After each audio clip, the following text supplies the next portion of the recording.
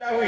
महाराज वशिष्ठ से हाथ जोड़ के श्राद्ध देव ने कहा, महाराज मैं तो पुत्र चाहता था, आपने पुत्री पैदा कर दी, अब क्या किया जाए? बोले चलो जो हो गया तो हो गया, पुत्री हो गई। बोले नहीं महाराज मुझे तो पुत्र चाहिए, आप इस पुत्री को पुत्र के रूप में बदलिए। सज्जनों भागवत में कथा आती है, अब लंबी चौड़ी कथा न सुना के सुख में सुने।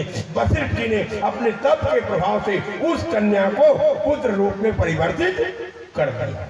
2 बार हो गया है, 2 बार हमने जीवन में कन्या को पुत्र रूप में परिवर्तित किया। एक तो वशिष्ठ जी ने श्राद्ध देव की पुत्री को पुत्र रूप में, जो सुदुम्न था उसको पुत्र रूप में प्रकट कर दिया। और इधर बाबा तुलसी ने भी द्रविड़ नरेश की कन्या को पुत्र रूप में बदल दिया। इसलिए रामायण इतनी प्रसिद्ध हुई। महाराज राजा सुदुम्न हुए।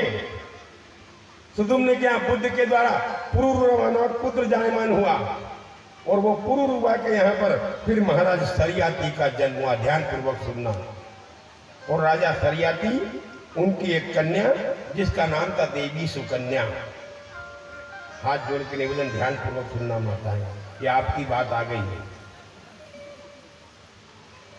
वन में गए सरियाती, जो 54 ऋषि का आश्रम था।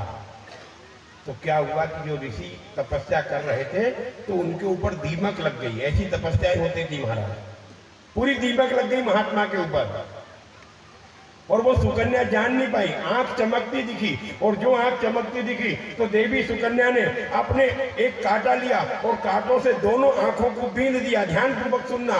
और दोनों आंखों से रक्त बहने लगा। महाराज सरियाती के सैनिकों के श्वास रुक गए, सब पशु पक्षी सब छटपटाने लगे। महाराज सरियाती ने कहा जरूर हम में से किसी ने 54 का अपराध कर दिया। तो सुकन्या हाथ जोड़ करके बोली, पिताजी मेरे द्वारा अपराध हो गया। बोले क्या?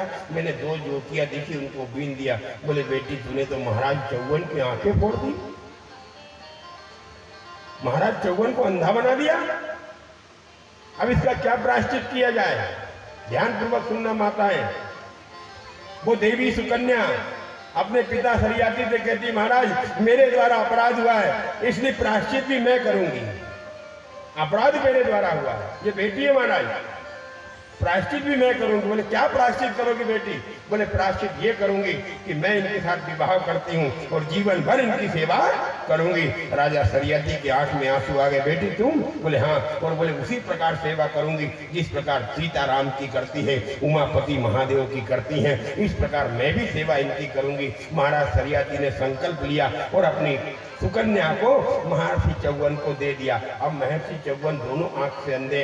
हाथ जोड़ के निवेदन, दुनिया में सबसे ज्यादा ताकत अगर है तो पतिव्रत धर्म में ताकत है महाराज। पतिव्रत धर्म से ज्यादा ताकत किसी में नहीं। भगवान राम 14 साल भटके रावण को मारने के लिए। किसी ने कहा महाराज तुम तो एक आंख की पलक झटके इतनी देर में सृष्टि का लय कर सकते हो, तो रावण को मारने के लिए 14 साल क्यों भटक रहे हो? भगवान ने एक ही बात कही, रावण को तो मैं थोड़ी देर में, एक क्षण में मार दूं, पर इसलिए भटकना पड़ रहा है कि उसके यहाँ जो पत्नी है ना, वो पतिव्रत धर्म का पालन करती है। और जिसके यहाँ पत्नी पतिव्रत धर्म का पालन करे, उसके पति को मारने के लिए साधारण व्यक्ति की बात कहाँ तक कहें, देवताओं की बात कहाँ तक कहें, स्वयं भगवान को भी भटकना पड़ता है। ये पतिव्रत धर्म की ताकत है। हाथ जोड़ के नहीं देवी बहुत बातें हैं।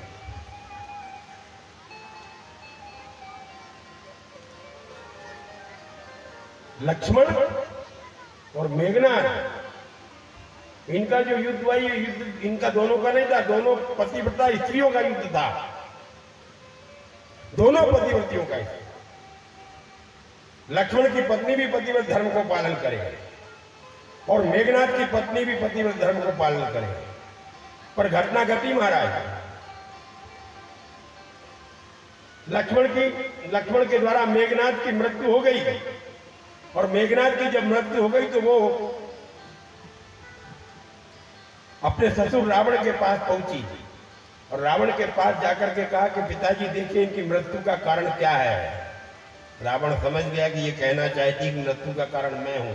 तो रावण ने एकदम का, सुलोचना ध्यान पूर्वक सुनना, सुलोचना तू भी तो पतिव्रत धर्म का पालन करने वाली है, तू पतिव्रता है और पतिव्रता नारी, तेरा सौभाग्य सिंदूर कैसे मिट गया? तेरा पतिव्रत धर्म कहाँ चला गया?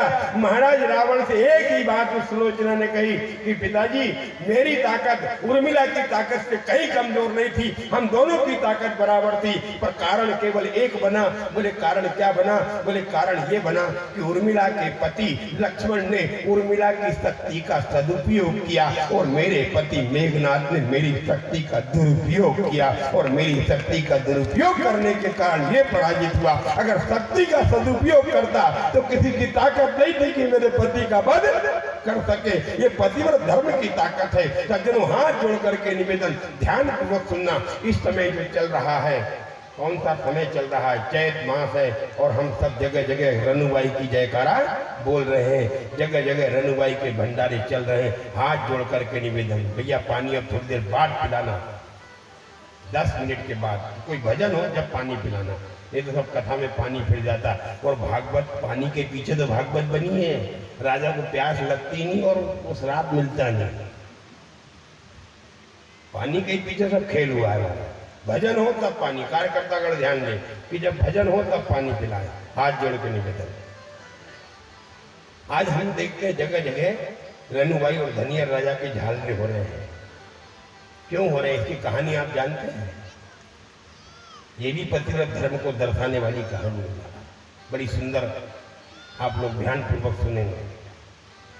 सोनितपुर के राजा थे, इनके 4 बेटे।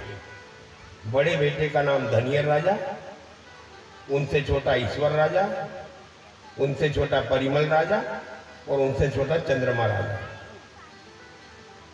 और तुल्यापुर के राजा की 4 बेटी थी, बड़ी रनुबाई, छोटी गौरबाई, रोयनबाई और सैयदबाई। ये 4 बहनें। सोनितपुर के राजा के बेटे धनियर के साथ ये चारों बहनों का चारों भाइयों के साथ विवाह संपन्न हुआ।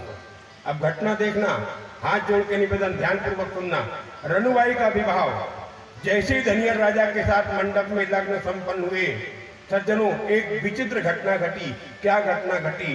बोले मंडप में ही राजा धनियर की मृत्यु हो गई, मंडप में ही। इसलिए आप ध्यान देना, रनुबाई के लग्न कहाँ लगाते हैं? मंडप में नहीं लगाते, कुएं पे जाते हैं, कुएं पे लग्न लगाए जाते हैं। और जैसे धनियर राजा की मृत्यु लग्न मंडप में हुई, सज्जनों ध्यान देना, वंश को चलाने के लिए तत्काल एक बाला लिया, एक बालक को लिया और बाला रनुबाई की गोदी में दे दिया ताकि राजवंश चल सके। इसलिए आप ध्यान देना, रनुबाई जब पानी पे जाती है तब गोदी में बाला नहीं रहता, लेकिन जब पानी से वापस लौटती है तब गोदी में बाला रहता है। ध्यान पूर्वक सुनना। बोले वंश चलाने के लिए एक बाला रनुबाई की गोदी में दे दिया। रनुबाई के मन में तो कुछ और संकल्प था, रनुबाई से संतुष्ट नहीं थी। रनुबाई ने तत्काल अपने पूरे शरीर के ऊपर जवारे बो दिए महाराज, अपने पूरे शरीर पर जवारे बोए और 9 दिनों तक अखंड शिव और पार्वती की तपस्या इस कलयुग में रनुबाई करने लगी। और जैसे ही रनुबाई ने 9 दिनों तक अखंड तप किया, उनके तप से प्रसन्न होकर के महापार्वती प्रकट हो गई और पार्वती ने पूछा, हे रनुबाई, तुम किसके लिए तप कर रही हो? तुम्हें क्या चाहिए? रनुबाई ने कहा, देवी, मुझे कुछ नहीं चाहिए, मुझे मेरा केवल पति राजा धनियर चाहिए, उसके अलावा कुछ नहीं चाहिए। सज्जनों, माता पार्वती के आशीर्वाद से रनुबाई के ऊपर कृपा हुई और राजा धनियर ऐसे उठ करके बैठ गए जैसे कोई सो करके बैठा हो। राजा धनियर तुरंत जीवित होकर के रनुबाई के बगल में खड़े हो गए। रनुबाई ने हाथ जोड़ करके माता पार्वती का वंदन किया। माता पार्वती ने रनुबाई को आशीर्वाद दे दिया कि अब ये कलयुग आ रहा है और कलयुग में जो हमारी पूजा करने से फल प्राप्त होता है वही फल रनुबाई तेरी पूजा करने से प्राप्त होगा।